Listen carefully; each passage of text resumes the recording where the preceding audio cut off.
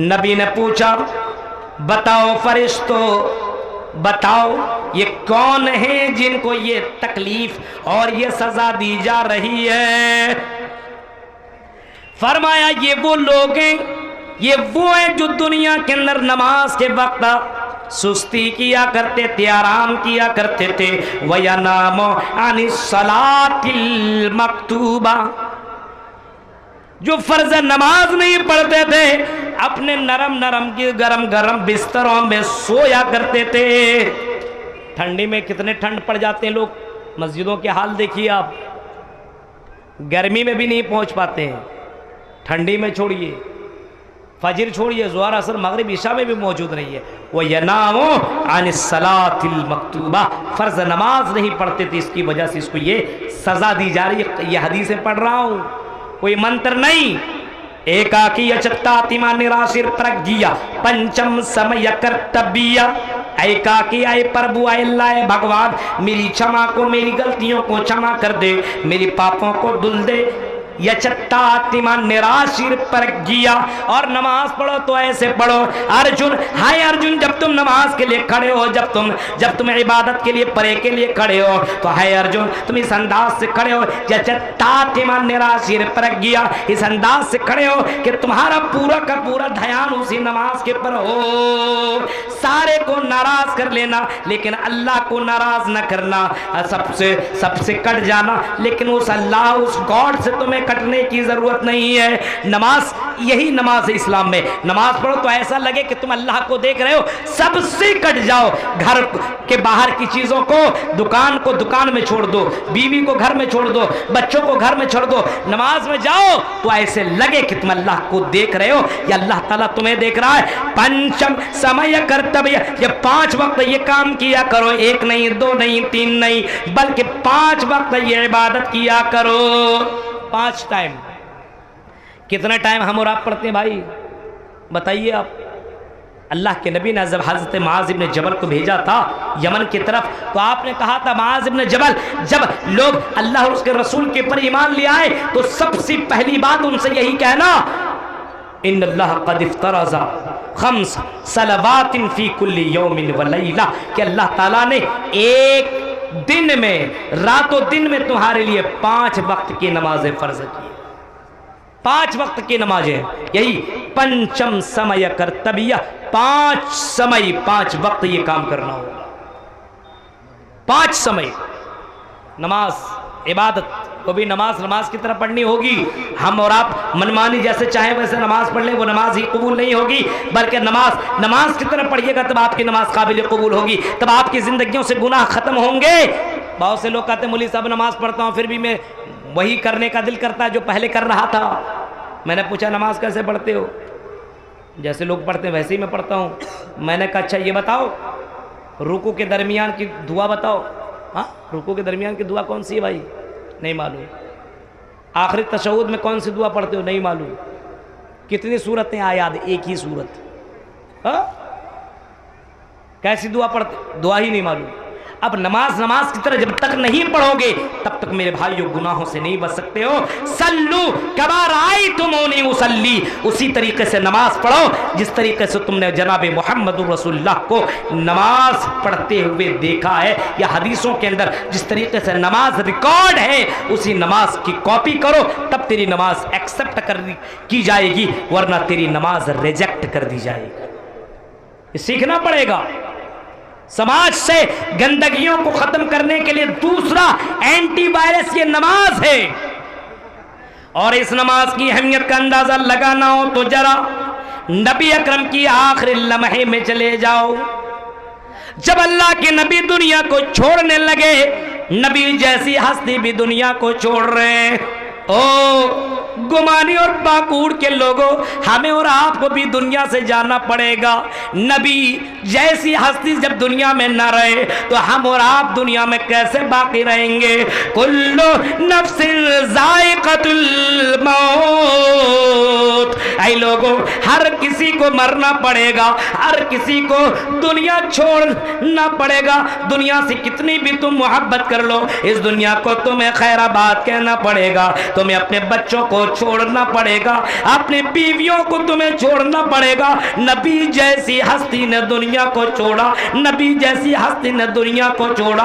और नबी की कब्र आज भी मदीना के अंदर, आप बाबू सलाम से एंट्री कीजिए। जब मदीना आप जाइए और मस्जिद नबवी के अंदर जब एंट्री करेंगे, बाबू सलाम से आप एंट्री करेंगे तो मोहम्मद रसूलुल्लाह की कब्र आपको मिलेगी। मेरे भाइयों, आज नबी की कब्र भी आज मदीना के अंदर मौजूद है। यानी ये दिखाने के लिए, देखो नबी जैसी हस्ती जब दुनिया में बाकी ना रही, ओ शराब पीने वालों, ओ जुआ खेलने वालों, और जिना करने वालों, आई लड़कियों को अपने बाहों में लेकर के घूमने वालों, सुनो तुम भी बाकी न रहोगे। जब नबी जैसी हस्ती दुनिया में बाकी न रही, तुम्हें भी मरना पड़ेगा। इस वजह से अल्लाह के नबी सल्लल्लाहु अलैहि वसल्लम ने आखिरी वक्त में, अल्लाह के नबी अपनी जबान हिला रहे हैं। हजरत आयशा ये उम्मे सलमा कहती हैं, मैंने कान लगाया नबी अकरम की होंठ से कि अल्लाह के नबी क्या कह रहे हैं। तो अल्लाह के नबी की जबान से जो होंठ हिल रहे थे और अल्लाह के नबी कह रहे थे, मैंने कान लगाया और आवाज आ रही थी, अस्सला अस्सला अस्सला। लोगों, नमाज नमाज नमाज की पाबंदी करना, नमाज न छोड़ना। यानी हमारे और आपके नबी ने आखिरी वक्त में जो हमें नसीहत की है, जो वसीयत की है, वो यही की है कि लोगों नमाज को तर्क न करना, नमाज की पाबंदी करते रहना। लेकिन आज मस्जिदों को देख लीजिए कितनी पाबंदियां हैं। देख लो मेरे भाइयों, नमाज पढ़ो इससे पहले कि तुम्हारी नमाज पढ़ी जाए, तुम्हारी नमाज पढ़ी जाए। और याद रखना, नमाज की पाबंदी जितनी करोगे आपका ईमान उतना बढ़ता चला जाएगा। एक मोमिन की पहचान है, अल्लज़ीना हुम फी सलातिहिम खाशिऊन। मोमिन नमाज के अंदर खुशू खुशू इख्तियार करते हैं, दुनिया को छोड़ देते हैं, नमाज पढ़ते हैं तो ऐसा लगता है कि अल्लाह के सामने बंदा खड़ा है। नमाज की पाबंदी करो। ओ मेरे भाइयों, क्या कभी आपने हजरत माविया का वो मंजर नहीं सुना? आओ आओ गुमानी के लोगों और यहाँ की मेरी बहनों सुनो, हजरत माविया की फजर की नमाज छूट गई। हो जाता है, रात भर मैं तकरीर अभी कर रहा हूँ, यहाँ तो बहुत जल्दी आज दे दिया। मैं कमेटी का बड़ा शुक्रगुजार हूँ, वरना लास्ट में भेज दिया जाता है, फेंक दिया जाता है लास्ट में। उस वक्त पब्लिक ही नहीं रहती है। आज 2 घंटा बोल दिया, मैं 4 घंटा बोल सकता हूँ क्योंकि पब्लिक है। और उस तक तो 2 बजे रात को 3-4 आदमी रहते, पूरी पूरी कुर्सियां भरी रहती है। कुर्सी को समझाओ, गौर करो मेरे भाइयों, जरा देखो, नमाज की अहमियत का अंदाजा इस बात से आप लगाइए कि अल्लाह के नबी सल्लल्लाहु अलैहि वसल्लम ने नमाज के बारे में आखिरी वक्त में फरमाया, अस्सलाह अस्सलाह अस्सलाह, नमाज की पाबंदी करना। हजरत माविया की फजर की नमाज छूट गई। अब छूट गई तो छूट गई, लेकिन नहीं, छूट तो गई। आंख खुली तो क्या देखता है? सूरज निकल आया। हाँ, सूरज निकल आया। फजर की नमाज मैंने नहीं पढ़ी, अगर इसी दौरान मेरी मौत हो गई तो मैं अपने रब को कौन सा मैं चेहरा दिखाऊंगा?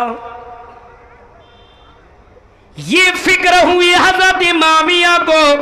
हजरत माविया जल्दी से उठे और जल्दी से मस्जिद पहुंचते, वजू बनाते और वजू बनाने के बाद 2 रकात नमाज पढ़ ली।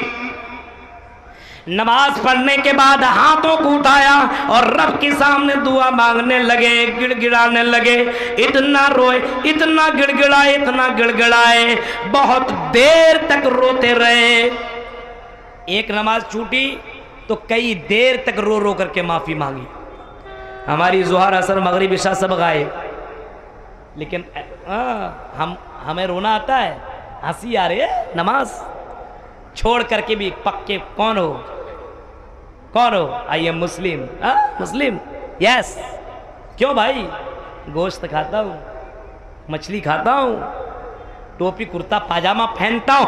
ऐसे मुसलमानों के ऊपर तुफ हो मेरे भाइयों जो सिर्फ खाने पीने के लिए मुसलमान बना।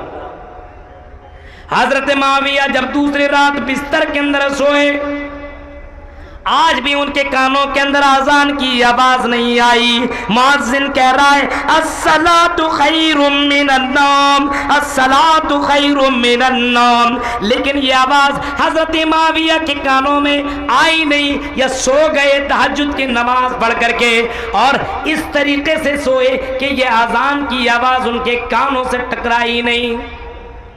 आज भी सोए हुए हैं, लेकिन अचानक एक आवाज आई, ऐ माविया उठो, नमाज का वक्त हो चला है, जमात खड़ी होने वाली है, चलो उठो नमाज अदा कर लो। हजरत माविया उठ गए। कौन बोल रहा है? मेरे रूम में तो मैं अकेला हूं, तन्हा हूं, मेरे कमरे में तो कोई नहीं, किसकी आवाज आ रही है? सामने देखता है कि एक आदमी खड़ा है। अरे भाई, खिड़की भी बंद, दरवाजा भी बंद, तुम मेरे रूम और मेरे बेडरूम, मेरे कमरे के अंदर तुमने एंट्री कैसे की?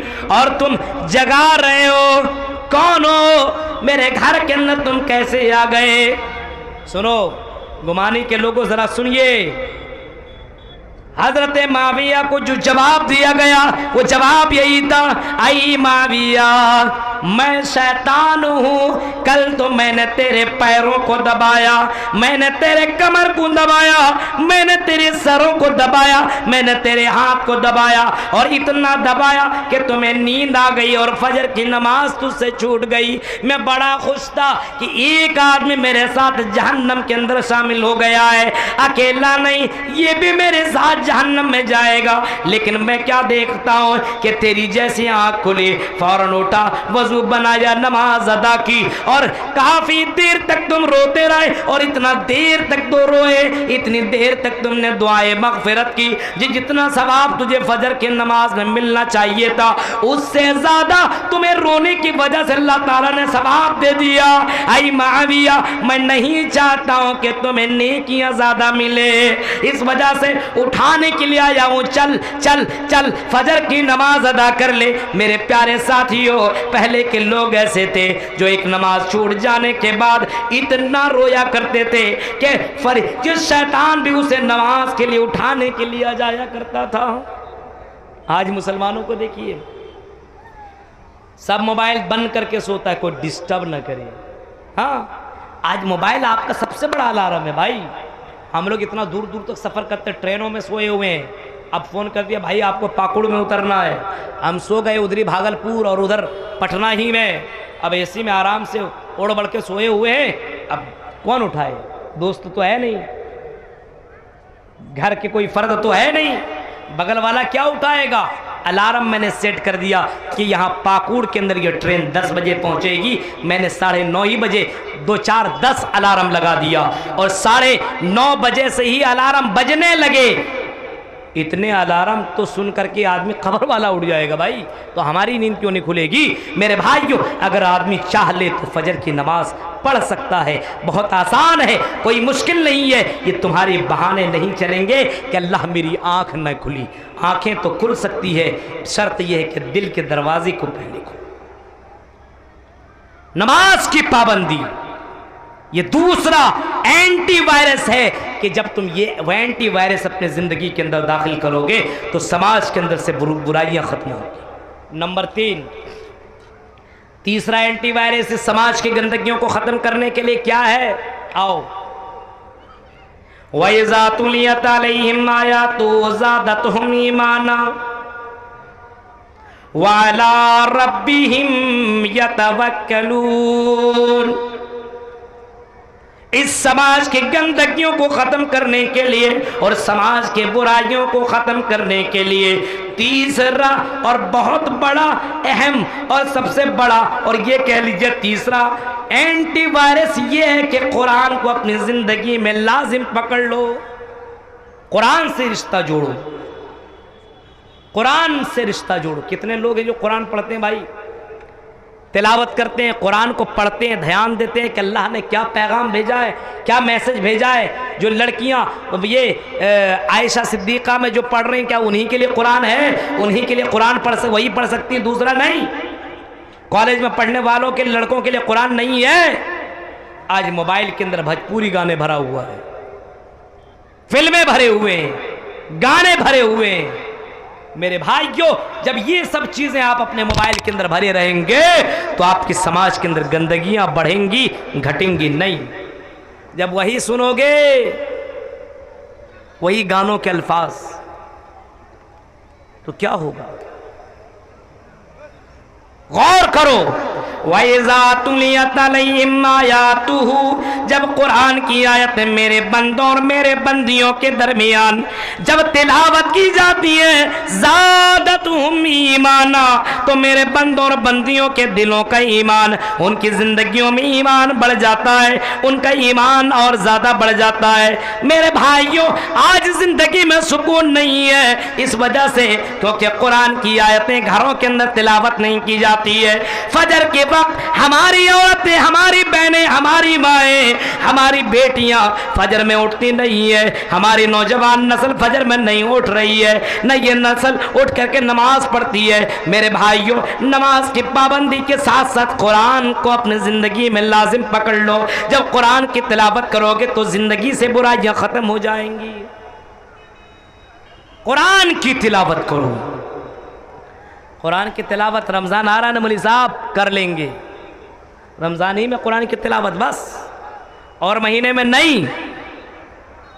मेरे भाइयों, कुरान से रिश्ता जोड़ो। जिंदगियों को ये कुरान बदल देता है। ये कुरान ने कई लोगों की जिंदगियों को बदल डाला। उमर फारूक जैसे आदमी की जिंदगी को तब्दील कर दिया। जब उनके जीजा और उनकी बहन ने कुरान की आयतें पढ़ करके सुनाई तो उमर फारूक ने कहा था, मेरी बहन और मेरे जीजा, जरा ये बताओ, ये कुरान जिनके ऊपर उतरा, उनका मकान और उनका जगह तो जरा दिखाओ, उस मोहम्मद से तो मिलाओ जो कुरान, जिसके ऊपर ये कुरान की आयतें उतरी हुई है, जरा उससे मुझे मुलाकात तो कराओ। लेकर के जाया गया और उनसे मुलाकात कराई गई। मेरे भाइयों, फौरन इस्लाम एक्सेप्ट कर लिया। अशहदु अल्लाह इलाहा इल्लल्लाह व अशहदु अन्ना मुहम्मद रसूलुल्लाह, इकरार करता कि अल्लाह के अलावा कोई माबूद बरहक नहीं है, और इस बात का भी इकरार करता है कि मोहम्मद रसूलुल्लाह अल्लाह के रसूल और उसके बंदे हैं। कुरान की आयत में वो पावर है। कुरान की आयतों ने कई लोगों की जिंदगियों को बदल करके रख दिया है। आज मेरे भाइयों, आज हम कुरान से रिश्ता नहीं जोड़े, आज कुरान की आयतों को हमने अपनी जिंदगी में डिलीट कर दिया है। हाँ, एक काम जरूर करता है, कुरान की इस आयत को 10 जगहों में फॉरवर्ड करो, जन्नत कन्फर्म। हाँ, नेक बन जाओगे, करोड़पति बन जाओगे, अरबपति बन जाओगे, ये काम हो रहा है। अब कुरान की आयतों को खूब फॉरवर्ड किया जा रहा है। हमारा ईमान इतना कमजोर, हम इतने ज्यादा बुराइयों में डूब गए हैं। कल मैं पढ़ रहा था मैसेज, एक मुफ्ती साहब ने फतवा दिया, क्या होली और शबे बारात एक ही दिन, पढ़ा आपने, गया होगा आपके पास, प्रूफ है मेरे पास। होली और शबे बारात एक ही दिन। मौलवी साहब कहता है ऐसा किया जाए कि जुमे के नमाज को देर से पढ़ी जाए, और फिर लिखता है बेहतर ये है कि शनिचर के दिन जुमा पढ़ा जाए, शनिचर के दिन जुमा की नमाज अदा की जाए। बताइए, इसके खोपड़ी में लगता है कि साल सिर्फ गोबर ही भरा हुआ था। जुमा कैसे शनिचर में कन्वर्ट हो जाएगा भाई? और शनिचर कहाँ जाएगा? उसके खोपड़िया में लिखता है कि जुमे को कन्वर्ट करके शनिचर में तब्दील कर दिया जाए, यानी शनिचर के दिन जुमा की नमाज अदा की जाए। हाय रे मुसलमान! और ये मौलवी तो अपने आप को मुफ्ती, मुफ्त में फतवा उसको किसी ने डिग्री दे दी होगी। मेरे भाइयों, इतना ईमान कमजोर कि जुमे को भी तब्दील करने के लिए मुसलमान राजी है। गौर करो, उतने ही में कंप्रोमाइज कर सकते हैं जितना चल सकता है, उससे ज्यादा नहीं। कुरान से रिश्ता जोड़ो, अपने घर में कुरान की तिलावत करवाओ, कुरान की आयतें अपने घरों के अंदर पढ़वाओगे तो मेरे भाइयों घर के अंदर जो शैतान है वो तुम्हारे घर से निकल जाएंगे। ला तजालू बुयूतकुम मकाबिर व इन्न शयातीन यनफिरू मिनल बैतिल्लज़ी तुक़रा फी सूरतुल बकरा। अल्लाह के नबी सल्लल्लाहु अलैहि वसल्लम ने फरमाया अपने घरों को कब्रिस्तान न बनाओ, अपने घरों को कब्र न बनाओ। ला तजालू बुयूतकुम मकाबिर, अपने घरों को कब्र न बनाओ, कब्रिस्तान न बनाओ। व इन्न शयातीन यनफिरू मिनल बैतिल्लज़ी तुक़रा फी सूरतुल बकरा, जिसके घर के अंदर कुरान की तिलावत की जाती है, जिसके घर के अंदर सूरे बकरा पढ़ी जाती है, जिसके घर के अंदर कुरान की आयतों का विर्द किया जाता है, जिसके घर के अंदर कुरान की आयतें पढ़ी जाती है, उसके घर के अंदर शैतान नहीं होते, उसके घर के अंदर भूत नहीं होते, उसके घर के अंदर डायन का असर नहीं होता। आज हमारी लड़कियों को डायन पकड़ रहा है, शैतान ने कब्जा जमा लिया है हमारे लड़कियों को और हमारे लड़कों के ऊपर, लड़कियों और लड़कों के ऊपर शैतान और डायन की नजर इस वजह से है। आज हमारे घरों के अंदर कुरान की आयतें पढ़ी नहीं जा रही बल्कि भजपूरे गाने लगा करके सुनाए जा रहे हैं। ला तजालू बुयूतकुम मकाबिर व इन्न शयातीन यनफिरू मिनल बैतिल्लज़ी तुक़रा फीहि सूरतुल बकरा, सूरे बकरा की तिलावत करो, कुरान से रिश्ता जोड़ो। तीसरा एंटीवायरस। नंबर 4, चौथा दवाई ले लो भाई। चौथे नंबर की जो एंटीवायरस है वो है संगत, दोस्ती, फ्रेंडशिप। अच्छे लोगों से करो। किससे करो? अच्छे लोगों से। अगर आपने किसी बुरे से दोस्ती कर ली, शराबी से दोस्ती कर ली, तो आज नहीं तो कल तुम भी शराब पीने लगोगे।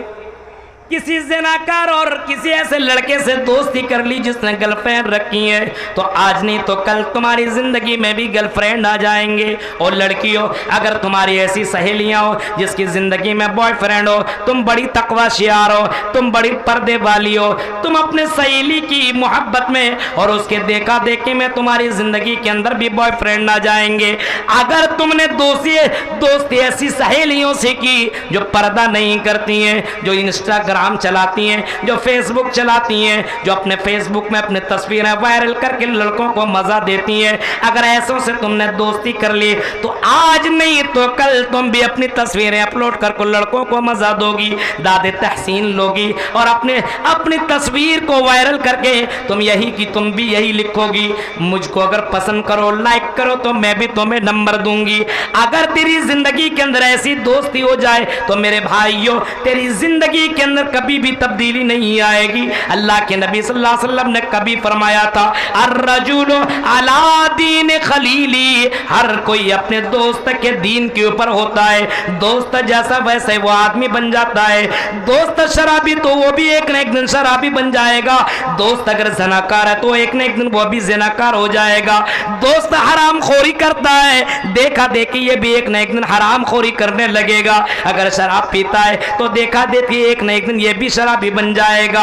मेरे भाइयों, इस वजह से अल्लाह के नबी ने फरमाया, अर्रजुलु अला दीन खलीली फल्यंजुर अहदुकुम मन युखालिल। आपने फरमाया ऐसे लोगों से दोस्ती न करो। अगर सबसे पहले अपने दोस्त को चेक करो कि तेरा दोस्त कैसा है। अगर शराबी है तो डिलीट करो, अगर जुआड़ी है तो डिलीट करो, अगर हराम खोर है तो उसको डिलीट करो। ऐसे लोगों से दोस्ती करने की जरूरत नहीं है। ऐसों से दोस्ती करोगे तो तेरे ईमान के अंदर भी गड़बड़ियां आ जाएंगी, तेरे ईमान के अंदर भी तेरे ईमान खराब हो जाएंगे और तो इस्लाम से भी निकल सकता है। इस वजह से अल्लाह के नबी ने फरमाया, दोस्ती करो तो बहुत सोच समझ करके दोस्ती करो, वरना दोस्ती ही न करो।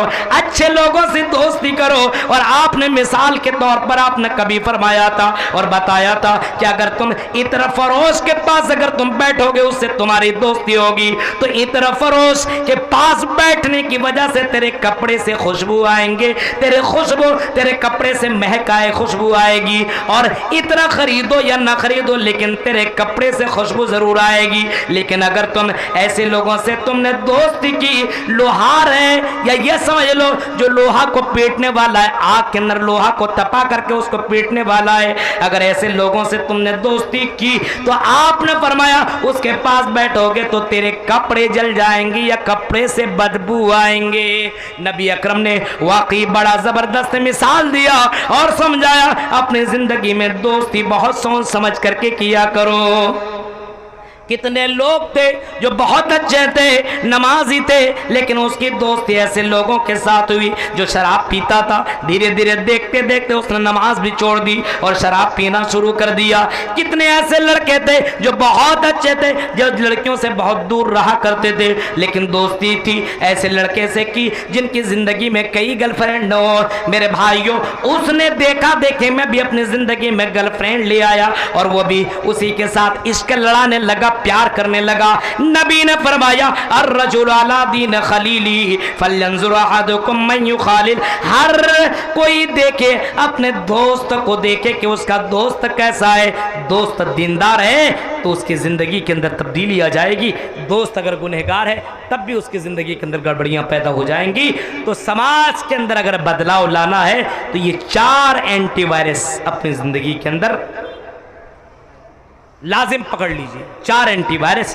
तक़वल्लाह, पहला नंबर अल्लाह का डर, दूसरा नमाज की पाबंदी, तीसरा कुरान से रिश्ता जोड़ लो, और चौथा अच्छे लोगों से दोस्ती करो, बुरे लोगों से दोस्ती न करो। ये 4 एंटीवायरस लड़कों तुम भी अपने अंदर लाजिम पकड़ो, और मेरी बहनों तुम भी ये 4 एंटीवायरस ले लो। आपके अंदर जो वायरसेस हैं वो ख़त्म हो जाएंगे, इंशाअल्लाह ज़िंदगी बदल जाएगी। ये चंद बातें थी 2 घंटे के दरमियान में मैंने आपके सामने रखी है, इस उम्मीद के साथ कि शायद कि उतर जाए तेरे दिल में मेरी बात। मेरे भाइयों, मुझे अभी निकलना है, बहुत दूर जाना है। कल भी प्रोग्राम है, कंटिन्यू 10-12 दिन अभी प्रोग्राम ही प्रोग्राम है। अल्लाह ताला से दुआ है कि रब्बुल आलमीन जब तक तुम्हें ज़िंदा रख, इस्लाम के ऊपर ज़िंदा रख, जब भी खात्मा हो ईमान के ऊपर खात्मा हो। आमीन। व आखिर दावाना अल्हम्दुलिल्लाहि रब्बिल आलमीन। वस्सलामु अलैकुम व रहमतुल्लाहि।